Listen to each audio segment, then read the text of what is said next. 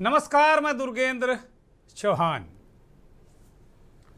बिहार में चुनाव के नतीजे अब कुछ घंटे बाद ही आ जाएंगे। बड़े बड़े नेताओं की नींद उड़ी हुई है। 243 सीटों के लिए 2 चरणों में यहाँ चुनाव हुआ है और मतदान बम्पर हुआ है, यानी कि आज़ाद भारत में बिहार में इतना मतदान कभी नहीं हुआ। और पुरुषों के मुकाबले महिलाओं ने 8.8% वोट ज़्यादा दिया है। और अगर पुरुषों की बात करें तो पिछले चुनाव के मुकाबले लगभग 4.5 लाख वोट पुरुषों ने ज़्यादा डाला है। तो वोटिंग बम्पर है और इसी बात को लेकर दावे हैं। महिलाओं के वोट को लेकर बहुत बड़े बड़े दावे हैं। युवाओं की बात कम लोग कर रहे हैं। बम्पर मतदान के बाद अब नतीजे से पहले वाली रात, एक गाना है, यही रात अंतिम, यही रात भारी। ये रात हर सियासी दल के लिए बड़ी महत्वपूर्ण है और हर कोई दावे कर रहा है अपनी सरकार बनने के। तो वही बिहार के कई दिग्गजों की रात भी बहुत बेचैनी वाली रहेगी। ईवीएम से लेकर सरकार बनाने और बिगाड़ने तक सभी तरीके के प्लान पर बात हो रही है। 14 नवंबर की सुबह ईवीएम खोलने से पहले ये रात सर्द है मौसम के लिहाज से, लेकिन तापमान, टेम्परेचर जो पॉलिटिक्स का है वो बढ़ा हुआ है। नतीजों से पहले बिहार में पोस्टर वार भी शुरू हो चुका है। कहीं टाइगर जिंदा है तो कहीं अलविदा चाचा के पोस्टर लगे हैं। एग्जिट पोल कितने सही होंगे या कितने फेल होंगे, बस कुछ घंटों में ही ये तस्वीर साफ हो जाएगी। एनडीए और महागठबंधन दोनों ही कैंप में हलचल ज़बरदस्त है। एग्जिट पोल के बाद जो आंकड़े हैं वो अंतिम रणनीति तैयार करने के लिए जो दोनों गठबंधन हैं वो लगे हुए हैं। संभावित परिणाम हैं उनको कबूल करने और रिजेक्ट करने के लिए अपने अपने तर्क वो तलाश रहे हैं। चाणक्यानी सलाहकारों से बंद कमरे में गुप्त बैठकें भी हो रही हैं। नीतीश कुमार आज ललन सिंह के घर पहुंच गए सुबह सुबह, मुख्यमंत्री बिहार के। और इधर ये भी खबर आई कि महागठबंधन खेमे ने अपने एमएलएस को बचाने के लिए बंगाल में कुछ व्यवस्था की है, कुछ कर्नाटक में व्यवस्था की। इस तरीके की भी खबरें आ रही हैं। तो गुप्त बैठकें ए, बी और सी प्लान भी तैयार हो रहे हैं। आरजेडी के विधायक सुनील सिंह का एक विवादित बयान है। सुनील सिंह ने चेतावनी दी है जो चुनाव कर्मी हैं, जो अधिकारी हैं, उनको कहा है कि अगर आपने कोई गड़बड़ी की, वो दावा कर रहे हैं कि पिछली बार भी गड़बड़ी करके कई सीटें जो छीन ली गई थी अधिकारियों के बल पर, इस वजह से वो सरकार आरजेडी की नहीं बनी, गठबंधन की नहीं बनी। इस बार ऐसी कोई हिमाकत मत करिएगा, वरना नेपाल और बांग्लादेश जैसी स्थितियां हो जाएंगी। इसके बाद बिहार के डीजीपी के निर्देश पर आरजेडी के मंत्री सुनील सिंह के खिलाफ लोगों को भड़काने की एफआईआर भी दर्ज हो गई है। राजनीतिक पार्टियों, खासतौर पर महागठबंधन और आरजेडी और कांग्रेस मतगणना केंद्रों को लेकर सबसे ज़्यादा सतर्क नजर आ रही है। सबसे ज़्यादा बातें वो कह रही हैं। गाहे बगाहे कई अफवाहें भी उड़ाई गई हैं, लेकिन सब कुछ निकली, लेकिन सब ज़्यादातर जो अफवाहें हैं बहुत ऑथेंटिक नहीं हैं। अफवाहें तो ऑथेंटिक होती भी नहीं। आरजेडी और अन्य महागठबंधन के नेता खुद और अपने प्रतिनिधियों के साथ ईवीएम स्ट्रांग रूम के आसपास डेरा डाले हुए हैं। यह सुनिश्चित किया जा रहा है कि कोई भी अवांछनीय तत्व स्ट्रांग रूम के पास फटक न पाए। सीसीटीवी फुटेज उसका मिलता रहे, सीसीटीवी बंद ना हो। बहुत चौकन्ने हैं कार्यकर्ता, खासतौर पर विपक्ष के। बीजेपी और एनडीए के दल खुद की जीत के लिए आश्वस्त हैं। आज की रात बिहार के लिए सिर्फ नतीजों से पहले की रात नहीं, बल्कि सत्ता के दावेदारों के लिए रणनीति और सत्ता के गणित को अंतिम रूप देने की रात है। कल सुबह 8 बजे ईवीएम खोलने के बाद पता चलेगा कि किसकी रणनीति काम आई और किसके लिए लोगों ने वोट किया। बिहार का अगला मुख्यमंत्री कौन होगा। तो ऐसे में आज मंथन में बात हम करेंगे कि अब नतीजे की बारी, चचा की विदाई होगी या फिर टाइगर जिंदा है।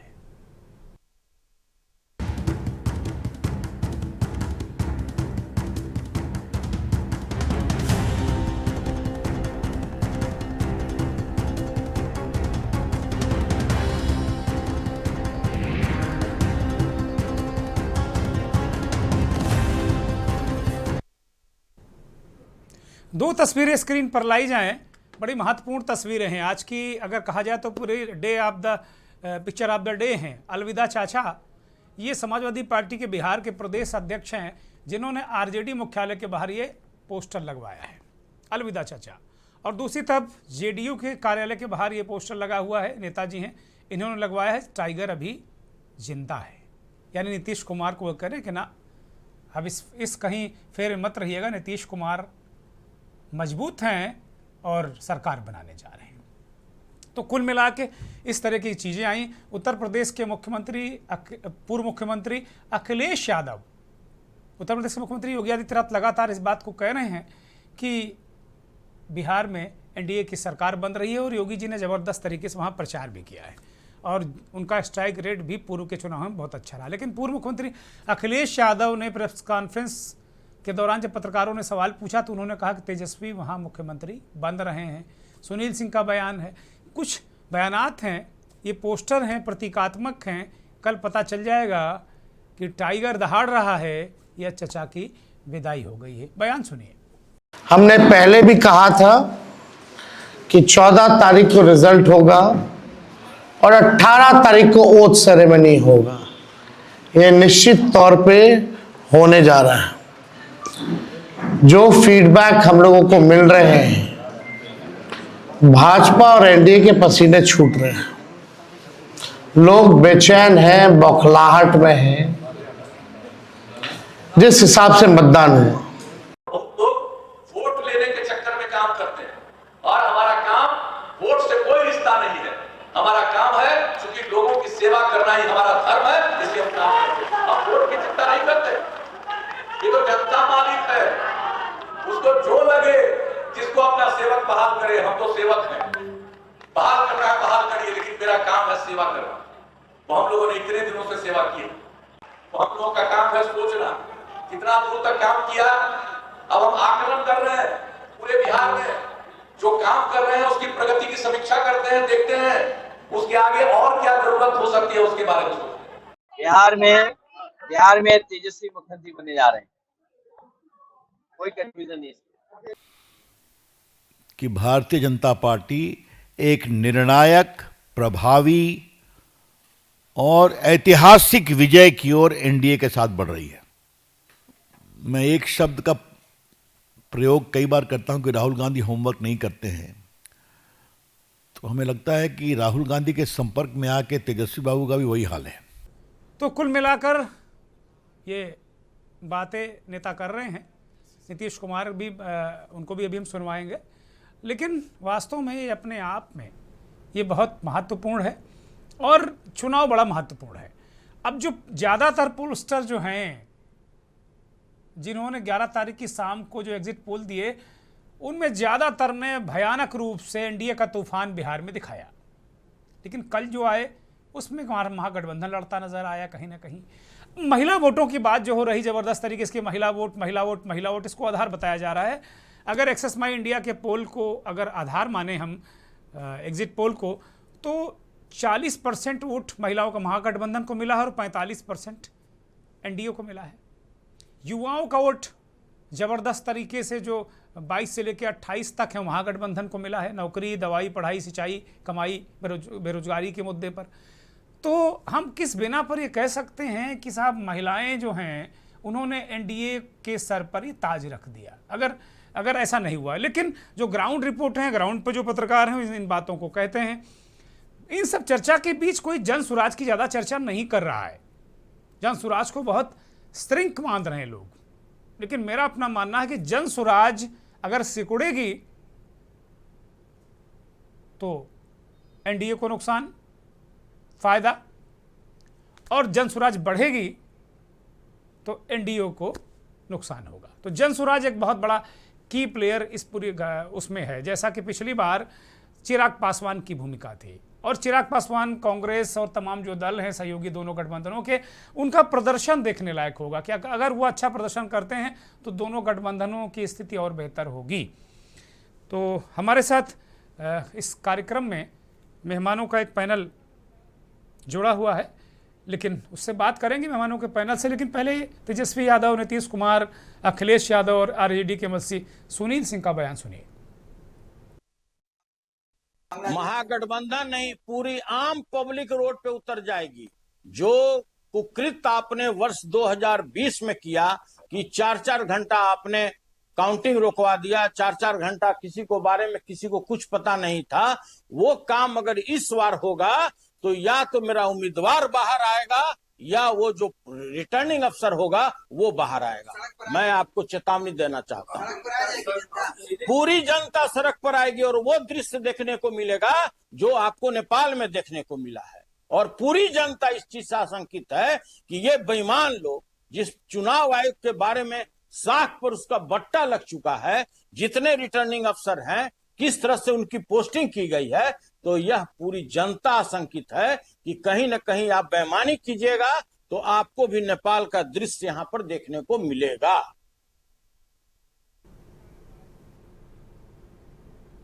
ये धमका रहे हैं, चेता रहे हैं, क्या कर रहे हैं सुनील सिंह? और ऐसी स्थितियां क्यों आई?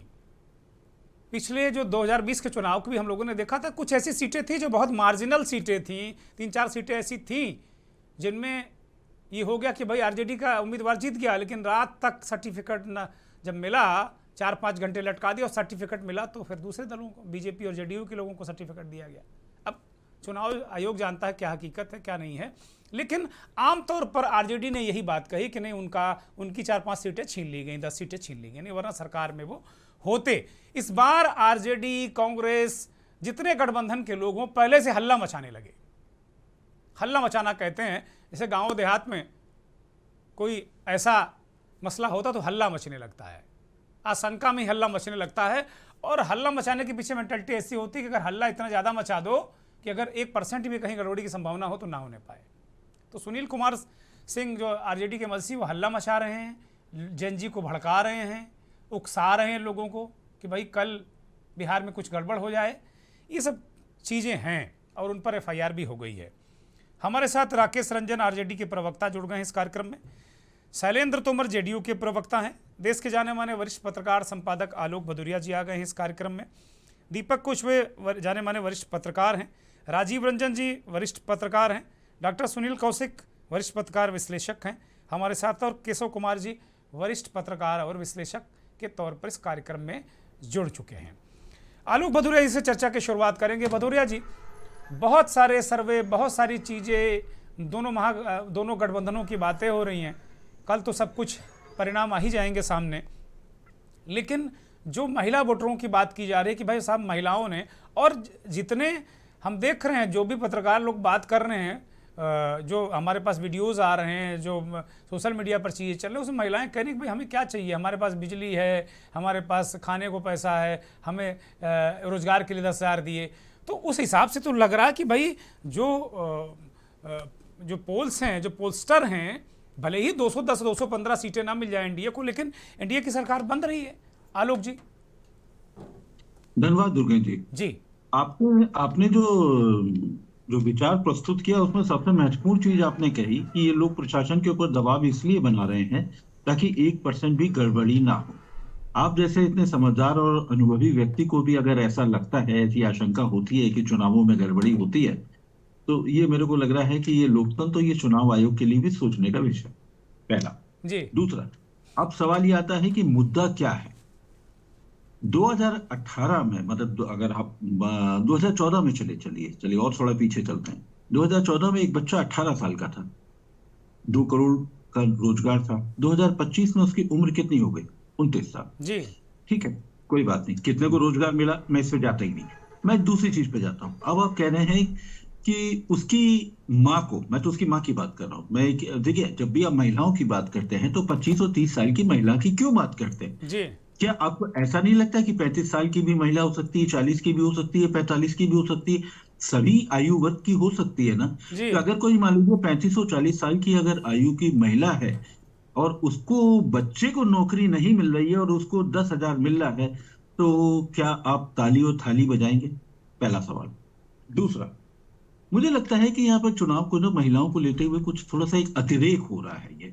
ये एक अतिरेक ऐसा हो रहा है कि जैसे हमने एक हाइपोथेसिस बना ली थी, जैसे रिसर्च की जाती है ना, तो पहले से एक हाइपोथेसिस बना ली जाती है और एंटीथेसिस बना ली जाती है कि ऐसा नहीं तो ऐसा होगा, ऐसा नहीं तो ऐसा होगा। तो ये एक जो ये पृष्ठभूमि जो लिखी जा रही है, जो ये माहौल बनाया जा रहा है, मैं इसके पक्ष में नहीं हूँ।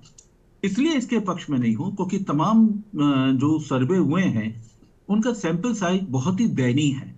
और एक अगर आप सर्वे जिसको लेते हुए पूरे मीडिया जगत में शोर मचा हुआ है, गोदी मीडिया में तो खैर शोर क्या मतलब, वो तो अशांत हुआ पड़ा हुआ है। उसमें जैसे एक हम उदाहरण के तौर पर बात करते हैं, जैसे एक्सिस का एक सर्वे हुआ। एक्सिस ने रेंज क्या दी है, बड़ी दिलचस्प रेंज है। मैं चाहूंगा कि अगर बीच में समय मिले तो आप एक्सिस के सर्वे की रेंज दिखा दीजिएगा।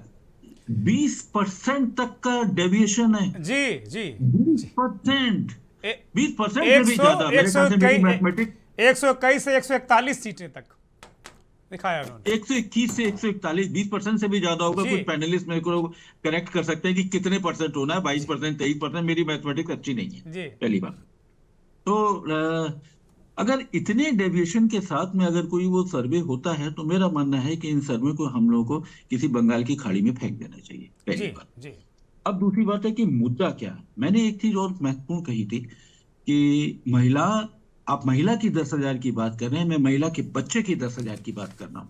उसके बच्चे को रोजगार मिलेगा या नहीं मिलेगा, ये बड़ा सवाल है। जी दूसरी बात, एक मुझे लगता है कि इस बार चुनाव में जी वोटों की जो लाइन लगी है, करीब 60-70 लाख लोगों ने जो ज्यादा वोट दिया है, यानी वोटर मतदाता तय करके बैठा है या तो इधर जिताएगा या उधर जिताएगा, वो दुविधा में नहीं है। अगर वो दुविधा में नहीं है तो अब हमको ये मान के चलना चाहिए कि चिराग पासवान जो 6.5% का पिछली चुनाव में, इनको 5.66% वोट मिला था। तो अगर आप तो अब ऐसी स्थितियों में अगर आप देखें तो मतदाता क्या तय करने बैठा है, यही तय करने बैठा है। मैं इनको अब क्या बोले, वोट कटवा पार्टी बोले या नहीं बोले, अपने कानपुर में क्या बोलते हैं, मुझे शब्द थोड़ा सा भूल रहा हूं मैं। तो नहीं, यही क्या ये कहते हैं। वोट कटवा पार्टी है? तो वोट कटवा पार्टी कौन कौन है? क्या चिराग पासवान ने 5.66? आप याद करिए, लोकसभा में तो इन्होंने सीटें हासिल कर ली थी, लेकिन अगर विधानसभा में अगर पिछले में लौट करके जाते हैं तो बताइए कि 135 सीटों पर लड़े थे, कितनी सीटें जीते? एक पहला। जीते थे वो भाग गया दूसरा। था, एक जीते थे वो भाग गया था, क्यों? 6% वोट मिला था उनको। हाँ, तो 135 में से एक, क्या गजब का स्ट्राइक रेट है। कोई मैथमेटिक्स वाला पैनलिस्ट हो तो फिर बता दे कितना परसेंटेज हिट किया था, पहला।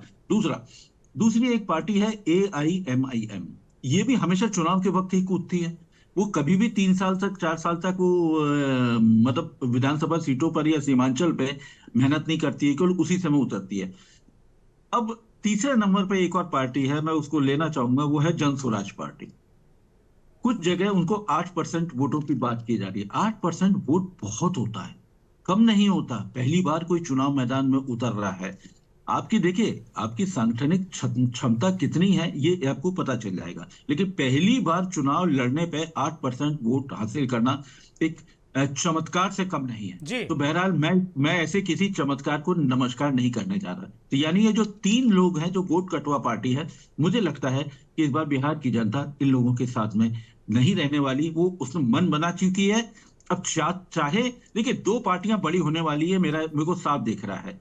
या तो भारतीय जनता पार्टी सबसे बड़ी पार्टी होने जा रही है, सबसे बड़ी पार्टी, मैं ये नहीं कह रहा सरकार बना लेगी, और दूसरी तरफ तेजस्वी की पार्टी सबसे बड़ी होने जा रही है, इसमें कोई नहीं। अब सवाल है कि इनको बैसाखी देने वाले बेचारे कितने मजबूत हैं, सवाल सारा ये खड़ा हुआ है। नहीं है एक चीज अभी मैं और अभी कहूंगा। आलोक जी, ज्यादातर सर्वे तो कह रहे हैं कि नीतीश कुमार बिल्कुल झंडे गाड़ देंगे, और आरजेडी सबसे बड़ी पार्टी, नीतीश कुमार दूसरे नंबर की पार्टी। कुछ लोग कह रहे हैं नीतीश कुमार भी सबसे बड़ी पार्टी हो सकते हैं। इस पर भी सहमत है, नहीं सहमत है आप? इस बारे में आपकी बात से मैं बिल्कुल इत्तेफाक रखता हूं कि यदि ऐसा है तो मेरा एक मानना यह है कि केंद्र में जो पार्टी बैठी हुई है, सत्तारूढ़ है, वो कभी भी अपने मतलब चाहे वो गठबंधन हो चाहे कोई, अपने मुकुट कभी खिसकने नहीं देती। अगर ऐसा होता तो वो उनको ज्यादा सीटें देकर चलती। और एक और बात, अगर ऐसा होता तो अविश्वास तो नहीं होता। अगर अविश्वास नहीं होता तो कम से कम ये भी तो हो जाता। कर्पूरी ठाकुर की लौ जलाने वाले आखिरी व्यक्ति, आखिरी चुनाव, कम से कम इस बार तो मना दो, आगे देखा जाएगा। तो वो भी नहीं किया। तो इसलिए जो कह रहे हैं कि नीतीश जी का अगर इतना है, तो मेरा मानना है कि मैं राजनीति में दो लोगों को मानता हूं बहुत ही प्रमुख है। एक तो हमारे जो दिवंगत है रामविलास पासवान, वो चुनाव की हवा बहुत अच्छे से समझते हैं, और दूसरा वो समझते हैं, और दूसरा जो केंद्र में जो सत्तारूढ़ भाजपा पार्टी है, वो चुनावी हवा बनाने में माहिर होती है। ठीक है। दोनों चीजें हैं। अगर वो ऐसा लग रहा हो तो ऐसा होता है। लेकिन मैं एक मुद्दा और बहुत है, उसके बाद में आप बात करिएगा। मेरा मानना है कि इस बार चुनाव बाहरी और बिहारी के बीच में है। अच्छा, बाहरी और बिहारी। बाहरी यानी कौन? टेने भर भर कर लोगों को बिहार लाया गया। मैं ये नहीं कह रहा, बाहरी का मतलब ऐसा नहीं कि वो बिहारी नहीं है, वो बिहारी हैं लेकिन बाहर रहते हैं, इसलिए मैं इस टर्म का इस्तेमाल कर रहा हूं, बाहरी बिहारी। इनको खूब भर भर के ट्रेनें लाया गया, कई खबरें भी आई हैं। तो ये लौट भी रहे हैं, ये भी बड़े पैमाने पे। तो अब सवाल है कि बाहरी बिहारियों को लाने का और अपने पक्ष में साधने का काम किसने किया? अब सवाल यह आ जाता है संसाधन किसके पास ज्यादा है? क्या ये छुपा हुआ है? ठीक है। ये तो इलेक्टोरल बॉन्ड से ही पता चलता है। दुर्गेंद्र जी, बाकी नेक्स्ट राउंड के लिए। ठीक है, थैंक यू आलोक जी, बहुत सारी बातें आपने कह दी। राजीव रंजन के पास जाएंगे। राजीव रंजन, महिलाओं को लेकर आलोक जी ने कहा कि कुछ ज़्यादा ही मतलब हवा पानी बनाया जा रहा है। ऐसा नहीं कि एक ही आदमी को बहुत सारा, एक ही दल को बहुत सारी चीज़ें नहीं मिली। और बाहरी वर्सेस बिहारी, ये एक नया टर्म आलोक जी ने दिया, और बाहरी में जो बिहार के ही लोग हैं उनको कहा जा रहा, तो उनको फैसिलिटेट किया गया। क्या ग्राउंड लेवल पर इस तरह की स्थिति दिख रही, और कल क्या संभावना आपको नजर आ रही? राजीव रंजन, अनम्यूट करिए। राजीव अनम्यूट करिए, हम सुन नहीं पा रहे हैं आपको।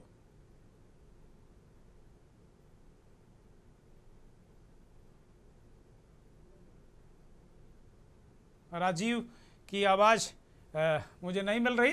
राजीव का ऑडियो ठीक किया जाए। दीपक कुशवे के पास जाते हैं। दीपक, ये जो सवाल है अभी राजीव से मैंने किया, ये आपके तरफ मैं टॉस करता हूं, अगर आपने सुन लिया हो तो जवाब दीजिए। राजीव बोलिए। राजीव अनम्यूट हो गए, बोलिए राजीव। हाँ, ये अभी मैंने बात सुनी अनिल जी की, और ये बहुत स्पष्ट बात कर रहे थे। लेकिन महिलाओं के परिप्रेक्ष्य में थोड़ा सा मेरा सोचना अलग। महिलाओं के परिप्रेक्ष्य में देखा जाए तो मैंने चूंकि बहुत सारी सभाएं कवरेज की, जो रैलियां कही जाती हैं सभी पार्टियों की, चाहे तेजस्वी की हो, राहुल गांधी की हो, प्रियंका गांधी की हो, प्रधानमंत्री नरेंद्र मोदी की हो, या नीतीश कुमार या अमित शाह की। लेकिन वहां जो दिखाई दिया, जो नजर आया, राहुल, तेजस्वी और प्रियंका की सभा से महिलाएं गायब थी। अच्छा। और प्रधानमंत्री नीतीश कुमार और अमित शाह एंड कंपनी, इनकी सभाओं में महिलाओं की संख्या देखते ही बन रही थी। ये सबसे बड़ा अंतर है। सब कोई साथ रहा है कि महिला वोट हमको मिला, आपको मिला है, हमने ये वादे किए हैं, हमने वो दे दिया है, हमने ये ले लिया है, सब कोई कह रहा है, और सब कोई को कहना जायज भी है। एग्जिट पोल में भी ये कह रहे हैं कि 40% इनको मिला है। एग्जिट पोल भी कह रहे हैं कि महागठबंधन को 40% मिला है। एग्जिट पोल भी इस बात को कह रहे हैं। अब एग्जिट पोल पे मैं नहीं जाना चाहता, मैं जमीनी हकीकत पे जाना चाहता हूं। ठीक है राजीव, कंटिन्यू।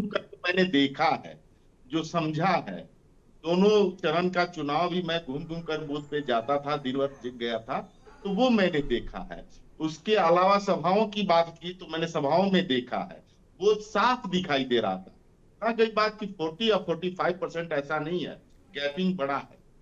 एनडीए को ज्यादा महिलाओं का वोट मिला है, इसमें कहीं से दो राय नहीं है। महिलाओं का वोट महागठबंधन को कम मिला है, ये सर्वविदित है। अब रह गई बात की चिराग की बात इन्होंने की। चिराग पासवान जो वोट काटे थे, जो वोट लाए थे, और जिससे नीतीश कुमार को हानि हुई थी, नीतीश कुमार 43 पे सिमट गए थे ड्यू टू चिराग पासवान, और आज वो एनडीए के साथ यानी कि नीतीश कुमार के साथ हैं। ये भी एक चीज देखना होगा। और अभी जैसे बात हो रही थी कि बहुत सारे लोग आ रहे हैं, जा रहे हैं, हमको इतना वोट मिला है, इतना वोटिंग प्रतिशत है, और जो बवाल होने की बात आपने कही कि आरजेडी ने धमकाया है, तो मैं एक चीज बताना चाहता हूं। मैं किसी के पक्ष में तो बात नहीं करूंगा, लेकिन एक चीज जानकर के मैं कहूंगा, मैं पिछले 2 दशक से पत्रकारिता कर रहा हूं। वैसी स्थिति में आज तक बिहार के इतिहास में कभी नहीं हुआ है कि वहां रीपोल नहीं हुआ हो। पहली बार है कि रीपोल नहीं हुआ है। आप उठा करके अच्छा। इतिहास देख लीजिए। अगर सवाल निर्वाचन आयोग पर खड़ा करना आसान है तो सब कोई कर सकता है, सबको ये अधिकार मिला हुआ, कर भी रहे हैं। एसआईआर को लेकर क्या नहीं हुआ, अन्य चीजों को लेकर के क्या नहीं हुआ, लेकिन एक भी बता दीजिए कि हिंसा, आफ्टर पोल हिंसा हुई है, और वो भी किनके द्वारा हुई है ये सर्वविदित है। सारे जगह से वो खबर भी आ रही है, सभी लोग देख रहे हैं कि रात में किस तरह से वोट डालने के बाद कुछ लोगों को धमकाया जा रहा है, मारा पीटा जा रहा है, उसका वीडियो भी वायरल हुआ है। लेकिन पोल में कहीं से ये मामला नहीं आया है कि किसी को धमकाया गया हो, किसी को पीटा गया हो, किसी को रोका गया हो, या फिर किसी बूथ पर जाकर के हंगामा किया गया हो। ठीक है, ये पहला बार बिहार का इतिहास है ये। ठीक बात है। बड़ी महत्वपूर्ण बात राजीव रंजन ने कही है कि इस बार कोई ऐसी परिस्थितियां नहीं बनी हैं जो रिपोल की जरूरत हो। रिपोल तभी होता जब हिंसा होती, गड़बड़ी होती, छिटपुट घटनाएं होती हैं, वो हुई भी हैं, शिकायतें भी हुई हैं, लेकिन इस तरह की चीज़ें नहीं हुई। बड़ी महत्वपूर्ण है। वो एक बात और कि एनडीए के नेताओं की सभाओं में महिलाओं की संख्या ज़्यादा थी, लेकिन महागठबंधन में बिल्कुल गायब जैसी स्थिति थी। ये बड़ी गौर करने वाली बात है। एक ब्रेक ले रहे हैं, ब्रेक के बाद इस चर्चा को आगे बढ़ाएंगे।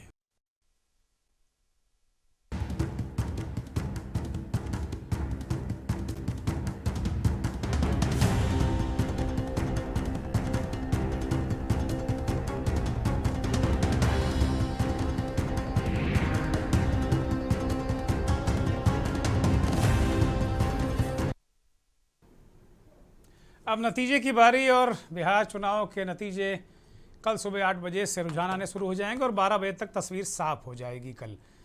इसी पर आज हम चर्चा कर रहे हैं। लगातार महिला वोटरों को लेकर सबसे ज़्यादा चर्चा महिला वोटरों को लेकर हो रही है, लेकिन हम केंद्र बिंदु में जन स्वराज के परफॉर्मेंस को भी इस चर्चा में रखना चाहेंगे। सीधे रुख करते हैं, हमारे साथ केशव कुमार वरिष्ठ पत्रकार जुड़े हुए हैं। केशव जी, अभी राजीव रंजन ने कहा कि जिस तरीके से महागठबंधन के जो रैलियां हैं उनके प्रचार में, उनके चुनावी सभाओं में महिलाएं गायब थीं, महिलाओं की तादाद महिलाएं नहीं आती थी, जबकि प्रियंका गांधी तक की सभाओं में महिलाएं नहीं आती थी, ऐसा वो कह रहे हैं। और नीतीश कुमार, नरेंद्र मोदी, इनकी सभाओं में बड़ी संख्या में महिलाएं आती थी। तो क्या बिहार की किस्मत महिलाओं ने लिख दी है क्या, केशव कुमार? केशव, मेरी आवाज साफ आ रही है ना? हाँ बोलिए। बिल्कुल आ रही है? बिल्कुल सुस्पष्ट आ रही, बोलिए। धन्यवाद। महिला ऐसा पहली बार नहीं है कि दावे किए जा रहे हैं। आप पिछले लगभग 3 बार से पूरे देश भर में जहां भी चुनाव हुए हैं, चाहे मध्य प्रदेश हो, राजस्थान हो, छत्तीसगढ़ हो, तेलंगाना हो, महाराष्ट्र हो, बिहार, उत्तर प्रदेश हो, या केंद्र के लोकसभा चुनाव हो, जम्मू कश्मीर हो, इवन ऐसा कोई चुनाव नहीं हुआ है जिस चुनाव के बाद यह शोर नहीं हुआ है देश की मीडिया में कि महिलाओं ने यहाँ पर उल्लेखनीय योगदान किया है, या महिलाओं ने यहाँ बढ़ चढ़ कर हिस्सा लिया है, या महिलाओं ने किसी को जिता दिया है, सरकार बना दी है। नहीं, 10,000 वाला केशव भाई, 10,000 वाले फैक्टर को बहुत उभारा जा रहा है कि उसकी वजह से महिलाओं को नीतीश पे विश्वास था, इसलिए 10,000 रुपए में उन्होंने 10,000 बड़ा महत्वपूर्ण है उसमें। जब महाराष्ट्र में ये शिंदे और फडणवीस की जोड़ी जीत कर आई, तब कहा गया था कि वहाँ जो लड़कियों के लिए योजना है उसकी वजह से आई। शिवराज सिंह चौहान की जब वहाँ पर भारतीय जनता पार्टी जीता तो कहा गया कि हमारी जो लाडली बहन योजना है वो जीती। ये एक इवेंट भी होता है ना, एक जो कंपनियां चुनाव संभालती हैं, जो तो उनका एक काम है कि अब किस वजह, अब किसी को क्रेडिट तो देते ही हैं। आप बताइए, पुरुषों के मुकाबले एसआईआर के बाद बिहार में 42 लाख कम संख्या है महिलाओं की, लेकिन वोट जो है वो ज्यादा है, उन्होंने ज्यादा किया है पुरुषों से, लगभग 4 लाख ज्यादा वोट किया है, 5 लाख आसपास जो डाटा कहते हैं। अब तो जाहिर है कि महिलाएं आगे बढ़ी हैं, तो वोट किसको दी हैं?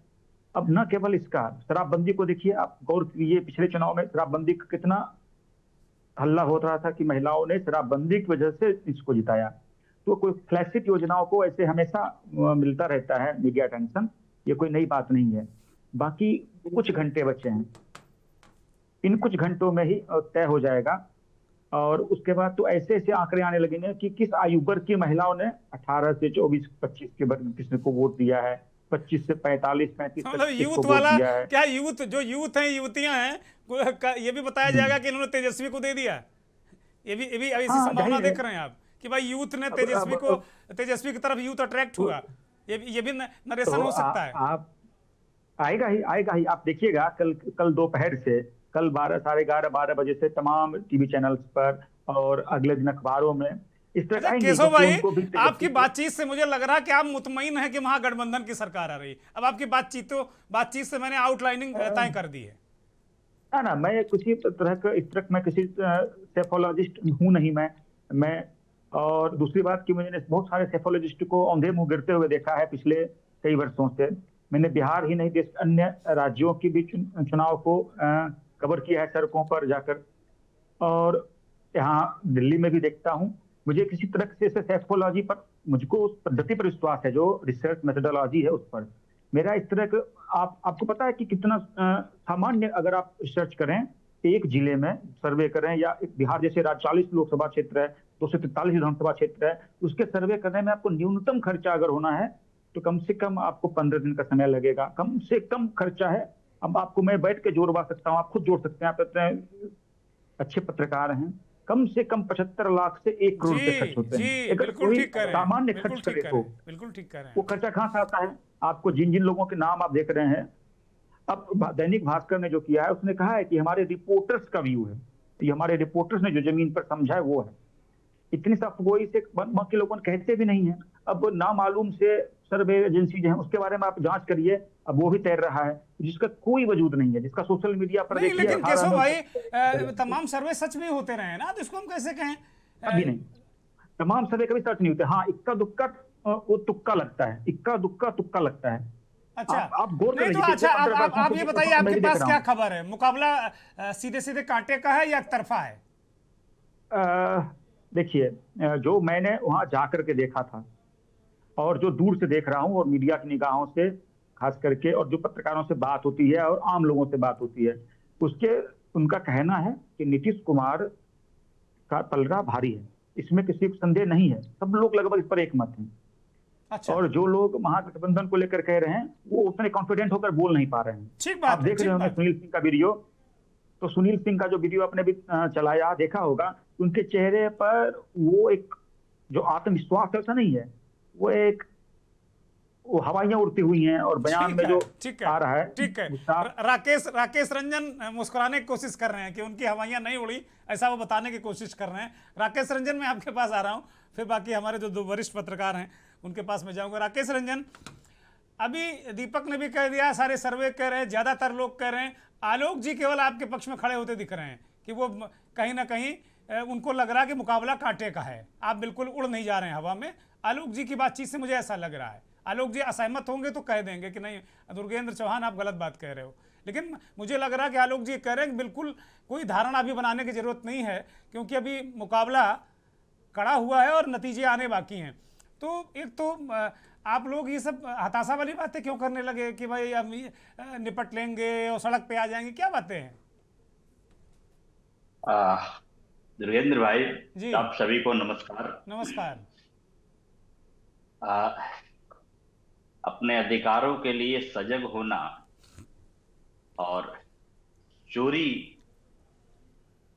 जो कर रहा है उस चोरी के बारे में अपने लोगों को सतर्क करना, ये डरने और हताशा का परिणाम नहीं। ये इनकी जो कर रहे हैं मनसा वो जन जन तक है और जनता जानती है। मैंने तीनों पत्रकारों का मैंने बड़ी ध्यान से सुना, आलोक जी हों, चाहे राजीव जी हों, केशव जी हों, तो निश्चित रूप से हम लोग कॉन्फिडेंट हैं और मैं कह रहा हूं कल भी बैठूंगा और हमारी सरकार बन रही है और उसमें भी हम बोले 160 प्लस महागठबंधन की सीट आ रही है। दम से बात नहीं कह रहे हैं आप, जो 3-4 दिन पहले कह रहे हैं, तो वो दमखम आज दिख नहीं रहा है राकेश भाई। पहली बात 160 प्लस मिनिमम। अच्छा, दम लगा दिया आपने। पहली बात जी, पहली बात है। दूसरी बात, कुछ पत्रकार जो है, अब ठीक है तो बातें पत्रकारों को मत समझने की- सर्टिफिकेट दीजिएगा, मैं आपसे प्रार्थना नहीं, कर रहा नहीं, नहीं, हूँ। नहीं, जो नहीं, राजनीतिक दल किसी भी पत्रकारों को नहीं, सर्टिफिकेट देते हैं, मैं नहीं, बिल्कुल पसंद नहीं करता उनके नेताओं को। मुझे बहुत गुस्सा आता है, नहीं, नफरत भी होती है ऐसे लोगों नहीं, से। पत्रकार का अपना आपके- व्यू व्यक्त करने दो भाई। अरे नहीं नहीं नहीं, एक मिनट, पत्रकारों पर भी ये बोले नहीं नहीं नहीं, जैसे ठीक है हम लोग राजीव, बोलते हैं वैसे उन्होंने चर्चा उन्होंने से बोला करें नहीं है। और उसको मैंने तो उनको अभी काटे। कुछ बोला ही राजीव नहीं। रंजन उन्होंने अभी बोला क्यों नहीं बोला है। गए? देखिए, अब रंजन बोले, रंजन दोनों लोग हैं, आप- आपस में निपट लीजिएगा, वो बात अलग है। लेकिन उन्होंने बोला नहीं है अभी। बोलिए। बोलिए और बोलिए आपके बोलने दिया सर्टिफिकेट की जरूरत नहीं है ना मुझे। आपने मैं- सुना, मेरी जो समझ है वो बात मैं कह रहा हूँ। राकेश जी की बात से सहमत हूँ, इनको बोलने दिया जाए भाई, पत्र के बारे हाँ। में क्यों रोका जाए। हाँ, बोलने दिया अच्छा जाए ठीक है, कि बोलिए बोलिए बोलिए बोलिए बोलिए। समझे कि इनके हिसाब से कौन सा गलत चीज हमने बोला। नहीं नहीं, बोलने दीजिए, समय कम है। बोलिए बोलिए राकेश जो रंजन को चाहते- बोलने दिए। राजीव, अब पत्रकारों पर चर्चा कल कर लेंगे। सही के बारे में तो आलोक जी ने कुछ नहीं बोला, केशव भाई जी नहीं कुछ बोले, लेकिन अब पता नहीं क्यों राजीव भाई को अपने आप दर्द होने लगी। लेकिन उसकी बात छोड़िए, बात है जो डरे हुए हैं ना, वो दिल्ली छोड़ करके बिहार में मिस बिहार को अगोरे हुए हैं। पता नहीं चल रहा है कि देश के गृह मंत्री है कि बिहार के गृह मंत्री हैं, और बैठ के मौर्य होटल में अधिकारियों के साथ जो कर रहे हैं दबाव, तो डरा हुआ कौन है वो सबको पता है। लेकिन एक बात जरूर मैं राजीव भाई को कहना चाहता हूं कि पता नहीं कहां और कौन सी रैलियों में देख लिए कि महागठबंधन की रैली से महिलाएं गायब। ये अलग बात है कि ठीक है, ये एकदम सही बात है कि ये तथ्य से परे है राजीव भाई। कम ज्यादा और हो दूसरी सकता है, आप बात कह रहे हैं है, कि कम ज्यादा हो सकता है, नहीं, लेकिन सुनिए ऐसी ना। स्थिति नहीं थी। एसी में बैठ के खेती खलियानी की जो बात करने वाला है ना, तो वैसी पत्रकारिता है। सही बात हम कह रहे हैं। और दूसरी बात, अलग बात है, ठीक है दुकान चलाना है तो कुछ भी महागठबंधन के अब आप बारे में लिमिट से बोल- बाहर जा रहे हैं, गलत बात है। पत्रकार के पास दुकान नहीं है, गलत बात है। मैं कहूं कि आपका राजनीतिक दल दुकान है तो गलत बात है, ये मत कहिए। बोलिए। क्यों दिखा दे राजीव भाई? हालांकि दुकान गुड सेंस में ना, होना कि चाहिए। जिसमें दुकान, महिलाएं अगर बात किसी थी। के पास दुकान है, अगर मेरे पास दुकान होती तो मैं कतई पत्रकार नहीं होता, मैं व्यापार कर रहा होता, मैं धनिया मिर्ची हल्दी सुनिए ना, बेच रहा मोहब्बत की होता और ज्यादा पूरा सुखी होता। बाहरी की दुकान जी कोई तो कहते हैं राहुल गांधी, ठीक है, उलझ गया। मोहब्बत की दुकान। सुनिए ना, हाँ, तो किसी एक- उलझाइए नहीं, उलझाइए नहीं, समय नहीं है, सुनिए प्लीज। दो लोग ना, इंतजार कर रहे हैं, सरकार उलझाइए नहीं। भी यदि किसी एक चीज को देख करके जनरलाइज कर दे तब तो हो गई ना पोस्ट पोल सर्वे, प्री ठीक पोल है सर्वे। ठीक है ठीक है, मैं सीधे जेडीयू के पास आता हूं। भाई, आप लोग कॉपीराइट है क्या आपके महिला वोटों पर? आप लोग क्यों कह रहे हैं कि सारा वोट आपको महिलाओं ने दे ही दिया? ठीक है, नीतीश कुमार जी ने अच्छा काम किए हैं, महिलाओं के लिए बहुत अच्छा काम किया, लेकिन ऐसा क्या कि सारा वोट आपको मिल गया? नहीं, 20 सालों में ना प्रधानमंत्री से लेकर के कोई भी एक नेता एक मुद्दे की बात नहीं कर पाए, और आप राकेश कह भाई, रहे हैं कि ठीक हमने है। महिलाओं को 10-10 हजार रुपये भी दे करके राकेश जी, खरीद ठीक लिया। है, ऐसा नहीं है। जेडीयू को चर्चा में शामिल करते हैं। तोमर साहब जी प्रणाम। नमस्कार। प्रणाम। चौहान साहब, अरे आप लोग प्रणाम, काहे जरूर कॉपीराइट प्रणाम। करते रहते हैं? जैसे मैं- एक समय बीजेपी का कॉपीराइट था यूथ, उसी तरह आपका भी कॉपीराइट महिला हो गया क्या? ये सब महिला को वोट आप पे सब दे देंगी, बाकी लोग भी तो देंगे भाई। बोलिए देखिए बोलिए। मैं दो बात आज बोलना आपका चाहता चेहरा हूं। खिला हुआ चमक भी जी, रहा है। जी धन्यवाद। जी बोलिए। जी दरअसल क्या है कि महिलाएं अभी काफी सुरक्षित महसूस कर रही थीं। अच्छा। अभी तक और कर भी रही हैं, जी। करती भी रहेंगी। जी। जी और अब क्या है, वो राजनीतिक सबलता प्राप्त हुआ, अब वो आर्थिक रूप से भी सबल होने लगी हैं। जी। तो ये आर्थिक सबलता जो उन्हें प्राप्त हुई, राजनीतिक सबलता तो उन्हें प्राप्त हो गया था 2006 में ही। अच्छा। 50% आरक्षण मिला था, जी। नौकरियों में भी आरक्षण होने लगा था, लेकिन अब वो स्वरोजगार के तरफ गई हैं। अब वो स्वरोजगार, जैसे देखिए युवाओं की बात आई थी, तो अभी हमने लगभग 10 लाख से ज्यादा लोगों को नौकरियां दी और 40 से 50 लाख युवाओं को हमने रोजगार के लिए किया है। और मैं सुन रहा था आदरणीय पत्रकार महोदय को कि उन्होंने कहा कि कैसे युवाओं पर फोकस हो। बिल्कुल युवाओं पर फोकस है। हमारा जो 7 निश्चय है 2, वो बेसिकली युवाओं पर ही है, उसमें युवाओं पर ही फोकस है। और इस यही सिर्फ महिला मुख्यमंत्री महिला रोजगार योजना नहीं है, इसके पहले भी बहुत सारी योजनाएं चल रही थी उनके लिए, युवाओं के लिए। और तो उनकी शिक्षा, मैं बहुत सारी बातें बोलूंगा तो फेहरिस्त तक लंबी हो जाएगी, मैं अभी इसी पर आ रहा हूं। तो वो आर्थिक रूप से सबल महसूस की। और जैसे राजीव जी ने कहा, मैं भी एक बात मैं ग्राउंड पर देखा हूं, और महिलाओं की जो तादाद रही लाइनों में लगकर, अभी फसल का समय है, देखा जाएगा, अभी जो फसल के समय में भी महिलाएं सुबह ही लाइन में लग गई कि नहीं भाई धान का समय, धान काटना भी है। और महोदय कह रहे थे वो बाहरी बिहारी, बिल्कुल नहीं, बाहरी बिहारी पर्व त्योहार है, वो जाते हैं। देखिए बाहरी बिहारी, यदि मैं आज सेलेक्ट हो गया रहता, कहीं कहीं IAS अधिकारी रहता, या कहीं कुछ और रहता, या कोई व्यवसाय की तरह या किसी प्राइवेट मल्टीनेशनल कंपनी में भी जाता रहता, तो हो सकता है मैं वापस आऊंगा ही और वोट करूंगा ही। तो ये कहना बाहरी भीतरी का तो कोई अकल्पनीय लगता है, अच्छा नहीं लगता है। खैर वो दूसरा मुद्दा था। और महिलाओं पर ज्यादा फोकस रहूंगा, महिलाओं पर इसलिए फोकस रहूंगा कि वो मैं बार बार कहूंगा कि वो आर्थिक, देखिए, और ये जो आर्थिक रूप से सबलता उनको मिलती रही है कि उन्हें नहीं रोजगार, अब भाई अब मैं सबल होंगी। आप एक दो जगह देखते होंगे महिलाओं ने अपने पति की बात नहीं मानी है, वीडियो फुटेज आते रहे हैं कि नहीं भाई मुझे वोट करना है तो करना है, NDA को करना है तो NDA को करना है, जाति धर्म से परे होकर वो वोट की है। ठीक है, ठीक है, ठीक है। दीपक कुचवे साहब, अभी जेडीयू के नेता ने कहा कि महिलाएं सबल हुई हैं, उनको मतलब उनकी जो शक्ति तो उनको 2006 से मिलने होगी, लेकिन आर्थिक रूप से सबल होने लगी हैं वो, और वो अपने पतियों की बात नहीं मानी। क्या ऐसी स्थिति देखी है आपने वहां पे? कुछ जगह पर हुआ है, देखा जाए फुटेज में। दीपक, क्या मुझसे पूछ रहे? हाँ दीपक कुचवे साहब, आप ही से पूछ रहा हूं मैं कि क्या ऐसी स्थिति देखी? धन्यवाद, धन्यवाद आपने मुझे मेरी तरफ ध्यान दिया, इसके लिए बहुत बहुत धन्यवाद आपको। क्योंकि मुझे दूसरे चैनल पे भी जाना है, तो मैं 5 मिनट आपके लिए बोल देता हूँ। जी धन्यवाद। आपने जो कहा, अभी जो मैंने सारी डिबेट्स को सुना है, बहुत गौर से सुन ही रहा था, बोलने का मौका कम मिला। तो जिस तरह से अब चर्चा हो रही थी, आपने कहा टाइगर जिंदा है और अलविदा चाचा, टाइगर जिंदा है। ये जो पोस्टर की चर्चा की आपने, वो टाइगर जिंदा है। वो पोस्टर जो पटना के चौराहे पर लगी, वो टाइगर मतलब अपने नीतीश कुमार की बात कर रहे हैं, और उसे एक पूर्व मंत्री बिहार सरकार के रंजीत सिन्हा ने लगाया, वो JDU में से। चलिए, तो ये एक अलग पक्ष है, आपने उनका नाम नहीं बताया था, मैं आपको बता दे रहा। अब जिस तरह से महिलाओं की बात चल रही है, JDU के लोगों ने कहा, मैं ये मानता हूं कि ये चुनाव में जिस तरह से एग्जिट पोल को लेकर बवाल है, कल से जितने एग्जिट पोल आ रहे हैं लगातार है, और आपको मैं बता दूं कि बिहार में ये रिकॉर्ड रहा कि एग्जिट पोल हमेशा फेल हुआ, चाहे वो 2015 का चुनाव है। 2015 के चुनाव में NDA को भारी बढ़त दी जा रही थी, वहां फेल हुआ। 2020 में महागठबंधन को बड़ी सफलता दी जा रही थी और नंबर 1 पार्टी और संख्या भी काफी थी, वहां फेल हुआ। और अब 2025 में आइए तो ये विश्वास से परे है। कभी आप महागठबंधन को कोई एग्जिट पोल किसी को बढ़ाता है, किसी को घटाता है, परिणाम तो कल निकलेगा। परिणाम जो कल निकलेगा, प्रोग्रेस रिपोर्ट जब आपको मिलेगी, तो ये कोई कहेगा कि तुम पास कर गए हो, नहीं मानेगा जब तक आपके पास प्रोग्रेस रिपोर्ट नहीं आएगा, पहली बात। दूसरी बात, जो अंदेशा है, जिस तरह का चुनाव आयोग के साथ, या जिस तरह से एकाएक 72 लाख वोट बढ़े हैं, वो हमको लगता है या तो माइग्रेंट जो हमारे लोग आए हैं उन्होंने दिया है। ये 72 लाख वोट बढ़े हैं पिछले चुनाव से, ये हो। आइए अब नीतीश कुमार पे बात करते हैं 2 मिनट।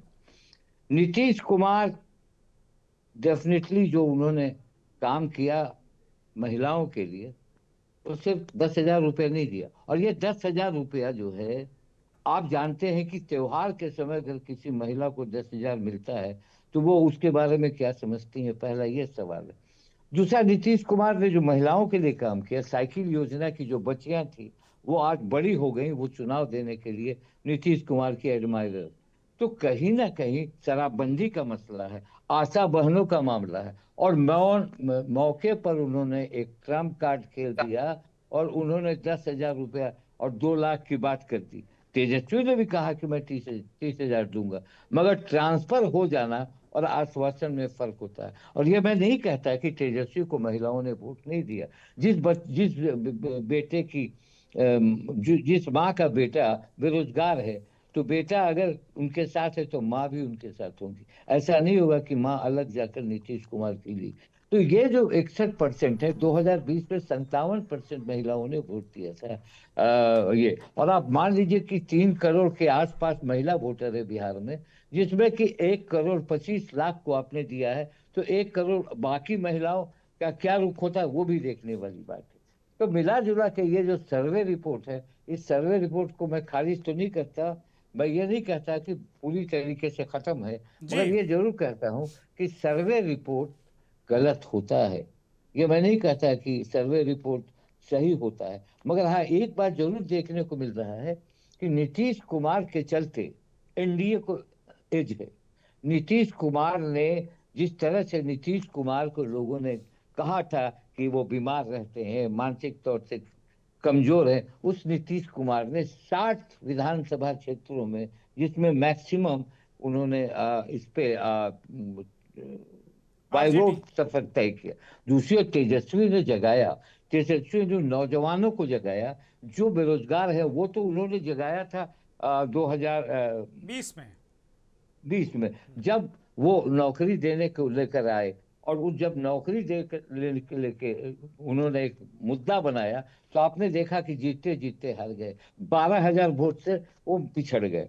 मगर उन्होंने दिलवाया नीतीश कुमार। वही तो दर्द है सुनील सिंह को, जो आज धमका रहे हैं, वो वही दर्द है जी। सुनील सिंह की बात मैं नहीं कर रहा, अरे हम कर रहे हैं सर, हम कर रहे हैं कि सुनील सिंह इसीलिए धमका रहे हैं कि भाई इस बार गड़बड़ नहीं होना चाहिए। मैं सुनील सिंह की बात नहीं कर रहा। सुनील सिंह ने जो कहा है, उन पर एफआईआर हुआ है, ऐसी बातें कहना उचित नहीं है। आपको जो बातें हैं वो उचित नहीं। मैं सुनील सिंह को नहीं कह रहा हूँ, मैं ये कह रहा हूँ, मैंने ये कहा कि आज की तारीख में अगर चौंकाने वाले रिजल्ट होंगे, जिसकी संभावना है, ठीक है, बड़ी महत्वपूर्ण बात दीपक साहब ने बहुत महत्वपूर्ण बात कही जी। एक मिनट, वो मुकाबला बहुत कांटे का है। उस मुकाबले में पिछले चुनाव में 0.3% का डिविएशन हुआ, उस डिविएशन के चलते 15 सीटें बढ़ गई, और आपने देखा था कि कैसा डिविएशन हुआ था। और प्रशांत किशोर को भी आप खारिज नहीं कर सकते।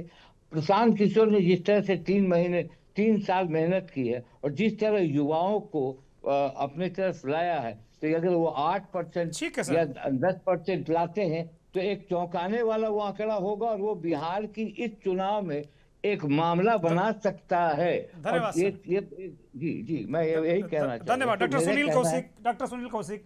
दीपक कुचवे साहब ने बहुत बिल्कुल पूरी तरीके से जो इसको मथानी मत के, हमारे कार्यक्रम का नाम मंथन है, लेकिन मंथन दीपक कुचवे साहब ने कर दिया। उन्होंने बता दिया कि भैया साहब देखो ऐसे ऐसे है, लेकिन मुकाबला टाइट है, अब किसका फ्यूचर ब्राइट है, इस पर जरा आप कुछ रोशनी डाल दो।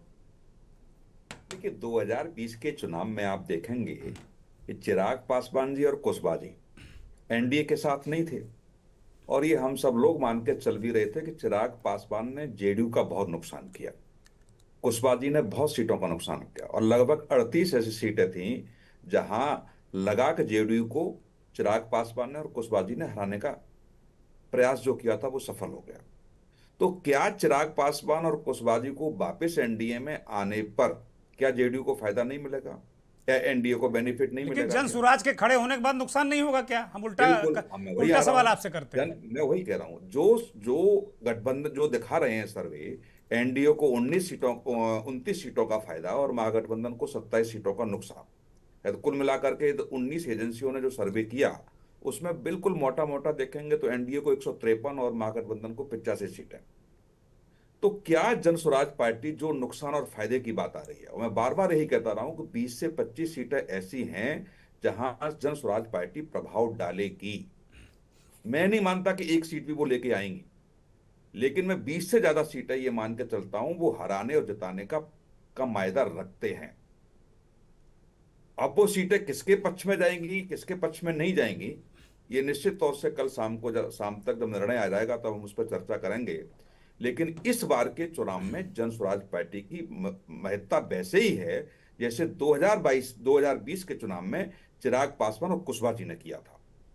अच्छा, तो निश्चित तौर से कुछ भी, अब महिलाएं निश्चित तौर से बाहर निकली हैं, इसमें कोई दो राय नहीं है। आपकी बात तो ये कह रहे हैं कि फिर मुकाबला कांटे का हो जाएगा। अगर बिल्कुल कांटे का है। आप पिछली बार भी 2020 आपकी बात तो फिर ये इस बात को बल दे रही है कि राकेश रंजन को मुस्कुराना चाहिए, जो बिल्कुल चेहरा लटकाए हुए बैठे हैं हमारे कार्यक्रम में। देखो 2020 के चुनाव में आप अरे मुस्कुराते रहिए, नहीं मैसेज चला जाएगा गलत कार्यकर्ताओं में। राकेश रंजन, मैं मुस्कुरा रहा हूं रंजन भाई, आपको जो एजेंडा सेट करना है करते रहिए। बोलिए सुनील जी, अरे बोलिए जल्दी से भाई। सुनील जी बोलिए, हंसी खुशी मत रहिए, चुनाव आते रहते हैं। देखो 2020 के चुनाव में बहुत अंतर तो था नहीं सत्ता में लाने के लिए, बाहर जाने के लिए। दीपक जी ने कहा कि 0.3% से खेल हो गया, 15 सीटें उधर चली गई। बिल्कुल यही मैं कह रहा हूं। और लगभग 38 सीटें ऐसी रही हैं पिछले चुनाव में जहां जेडीयू को हार का सामना करना पड़ा उन साथियों की पिछले वजह से। चुनाव तो ऐसा 84 खड़े सीटें हुए। ऐसी थी जहां 10,000 के आसपास का मार्जिन था, 40 सीटें ऐसी थी बिल्कुल। जहां 5,000 का मार्जिन था। वही तो जन स्वराज पार्टी जो है, मैं बिल्कुल दावे के साथ कह रहा हूं कि एक सीट भी लेके नहीं आएगी। नहीं, लेकिन अच्छा, ये मैं कह रहा हूं हर सीट मुकाबला पे वो 10,000 जैसे 15,000 सीट पाएगी। कौशिक साहब, जिस तरीके से ये सर्वे कर रहे हैं कि भाई एनडीए की सुनामी, कुछ लोग 210 सीटें दिए दे रहे हैं, तो हमको लगता है नहीं, मैं तेजस्वी ये को नहीं बैग मानता। उठा के मैं ये भाग नहीं जाना मानता। चाहिए कहीं तुरंत। मैं इस सर्वे बल्कि को नहीं वो मानता। केशव कुमार के पास दिल्ली में सेटल हो जाना चाहिए तेजस्वी को, भैया अब बिहार में हमसे ना हो पाएगा। अगर 210 सीटें आ गए तो मैं सलाह दूंगा ये कल, अगर ऐसा हो गया तो। कौशिक साहब, नहीं, मैं इसको नहीं मानता। दूसरा क्या है कि हम लोग भी कई बार सर्वे में सम्मिलित हुए हैं। देखो, बिहार में या बाहर के राज्यों में एक वोटर ऐसा आता है, वोट डाल के चला गया, वो लाखों की संख्या में होता है, उसके तो विचार आ ही नहीं पाते। दूसरा सबसे बड़ा संख्या, महिलाएं खुल के नहीं बोल पाती। तीसरी सबसे बड़ी स्थिति है कि जो बहुत दूर हैं, जहां जहां निम्न जाति के लोग रहते हैं, वो भी खुल के नहीं बता पाते। तो इसलिए जितने भी आप सर्वे देखेंगे, निश्चित तौर से वो सटीक इसलिए नहीं बैठते कि ये 3 बड़े कारण हैं जहां तक सर्वेयर नहीं पहुंच पाते हैं। ठीक बात है, ठीक बात है। आलोक जी, अब लगभग बहुत सारी चीज़ें क्लियर हो गई। महिला वाले में जेडीयू अड़ा हुआ, भाई हमने प्रतिज्ञाएं और पता नहीं निश्चय और 32-37 वो सब पूरा 32-34 का फेर चल रहा, और वो मुस्कुरा भी रहे हैं, चमक भी रहे हैं, और आरजेडी भी कह रहे हैं कि हम भी हैं और सरकार बनाएंगे। तो कुल मिलाकर अभी जो स्थिति है, आपने कहा कि महिला पर कोई क्लेम नहीं कर सकता, लेकिन दीपक जी ने बड़ी महत्वपूर्ण बात कही। दीपक जी ने कहा 0.3% में खेल हो गया था, और दीपक जी की बातों से मुझे ऐसा लग रहा है कि इस बार में मतलब जिस तरीके से सर्वे बता रहे हैं, एक तरफा चुनाव नहीं है, लड़ाई ठीक ठाक है। आलोक जी, दीपक जी बोलिए क्या कहना चाह रहे हैं, जल्दी बोलिए। देखिए, सर्वे एक ऐसा होता है कि सर्वे एक अपनी पोजीशनिंग के लिए किया जाता है, पहली बात। दूसरी बात, अगर हम लोग पिछले विधानसभा चुनाव का अगर मानक अगर उठा लें तो 56 सीटें ऐसी हैं जिसमें 5,000 वोटों से के आधार पर हार जीत का फैसला हुआ है। तो कोई भी सर्वे, कोई भी पत्रकार, उसमें मैं भी शामिल हूँ, ये सटीक भविष्यवाणी कर ही नहीं सकता कि जिसमें केवल 5,000 वोटों से हार जीत का फर्क हो। और कैसे फर्क करेगा, बहुत होता है। तो इसलिए मेरा मानना है कि जनता इस बार एक तरफा वोट दे रही है, मेरा एक मानना यह है। और जो छोटी छोटी पार्टियां हैं वो हाशिए में चली जाएंगी। जो एक आदर्श है, अन्य कर जो एक आता है, इस बार मुझे लग रहा है कि अन्य की चमक फीकी पड़ेगी। और एक चीज और मैं कहूंगा, जैसे हमेशा आप जातिगत जनगणना में एक मुस्लिम फैक्टर को आप नजरअंदाज नहीं कर सकते, जिस पर जातिगत गणना में 17.7% मुस्लिम मतदाता था, लेकिन बिहार में बुलडोजर न्याय नहीं चला था। तो इसलिए मुस्लिम वोट एक तरफा अगर वहां जाएगा गठबंधन की, तो ऐसा नहीं सोचना चाहिए, वो उधर भी बटेगा। तो इसलिए सारी चीजें मेरे ख्याल से कयासबाजी छोड़कर हमको बस यही ध्यान रखना चाहिए कि 56 सीटें 5,000 से कम वोट पे, इसका फैसला या इसके बारे में निर्णय कल 3 बजे 2 बजे। ठीक है दीपक जी, जल्दी से छोटा सा। देखिए, जैसे जिस तरह से एग्जिट पोल की बात है, 2 मिनट लूंगा मैं। अब एग्जिट पोल की बात है, आपने देखा कि चुनाव से पहले ओपिनियन पोल आया, और ओपिनियन पोल में जिस तरह से जो फिगर्स आए, उस फिगर में आपने देखा कि एससी वोटर ने दिया कि 34.7% महागठबंधन को एंड 34.4% एनडीए को। और उसमें आपने देखा कि मुख्यमंत्री का चेहरे के रूप में लगातार तेजस्वी यादव को लोगों ने दिखाया। और आज भी दिखा रहे हैं कि 34 तेजस्वी यादव, 22 नीतीश कुमार, आज भी दिखा रहे हैं जी। तो अब जो सवाल है कि 3% जो वही 0.3% यहाँ भी उस ओपिनियन पोल में दिख रहा है कि 0.3% का डेविएशन ही, और वही होगा या 3.3 होगा या 0.5 होगा, इसी के बीच लड़ाई होगी। और अब ये भी नहीं कर सकता कि कल अगर ईवीएम खुला और कहीं लालू की तरह जिन निकलने लगा दूसरे पार्टी का, तो फिर मैं ये नहीं कह सकता कि भाई हमने जो कहा था 0.3% वो नहीं है, 0.8%। ये सर्वे हम लोगों का भी कॉन्फिडेंस हिला देते हैं। हम बता रहे हैं पत्रकारों को, हम तो कह रहे हैं सब बंद हो जाना चाहिए, कोई पोल ट्रैकर कुछ शांति से दिमाग से चुनाव होना चाहिए। 0.5% का डेविएशन है, और ये डेविएशन लड़ाई कांटे की है। और अभी तेजस्वी यादव ने क्या किया? Thank you sir. बहुत जल्दी में बस जेडीयू तुरंत रिस्पॉन्ड करिए जल्दी से, एक छोटा सा कमेंट। तेजस्वी ने अभी बैठक बुला ली है महागठबंधन। ठीक है sir, thank you. JDU Shailendra Tomar, क्या लग रहा है, कल मुस्कुराहट बनी रहेगी ऐसे ही? बिल्कुल। और वो सुनील जी के बारे में एक उदाहरण देना चाहूंगा। रामगढ़ के सुधाकर जी चुनाव जीते थे, उनकी संख्या कितनी थी? यदि कोई गलत होता 500 से भी कम संख्या से चुनाव जीते थे रामगढ़ में सुधाकर जी 2020 में। ठीक है। तो मैं ये कहना चाहूंगा कि ये सब बातें लब्बाजी है सुनील जी की। सुनील जी भयाक्रांत हैं। अच्छा ठीक है, राकेश रंजन आपकी पार्टी के लोग डर रहे हैं। राकेश रंजन जल्दी से रिस्पॉन्ड करिए। जी, पिछले बार 0.03% का डिफरेंस था, इस बार मुकाबला हम बहुत अच्छे से लड़े हैं। और तीसरी बात यह है कि लोकतंत्र में सिर्फ हार और जीत का मतलब लोकतंत्र नहीं होता है। या आज तक आपका शो तो आज तक फ्लॉप करता रहा, आपने टीवी चैनल बंद करके घर बैठ लिए। तो राजनेता होते हैं, चलता रहता है ये सारी चीजें, लेकिन किसी को ऐसे टिप्पणी ना किया करे। ठीक है, चलिए। नहीं, हार जीत इसका मतलब ये है कि इस तरीके की बातें अगर होने लगें और ये हो कि बहुत बहुत शुक्रिया सभी मेहमानों का, अगर इस तरीके की बातें वो दल वो गठबंधन करने लगे जो सरकार का दावेदार हो, तो आप समझ सकते हैं कि मसला क्या है। क्या कल तेजस्वी यादव सरकार बनाएंगे या नीतीश कुमार फिर से आएंगे, ये देखना होगा। बहुत सारी चर्चाएं, बहुत सारी बातें महीनों से चलती रहती हैं, चल रही हैं और आगे भी चलती रहेंगी। लेकिन जैसा कहा किसी अभी राकेश रंजन ने, सिर्फ हार जीत राजनीति नहीं है। हार भी होती है, जीत भी होती है, कभी आप जीतते हैं, कभी हारते हैं। तो इन सब चीज़ों से उतर राजनीति किसके लिए की जाती है? जनता के लिए। और जनता के लिए जीतने वाले को भी काम करना चाहिए और हारने वाले को भी काम करना चाहिए। नमस्कार।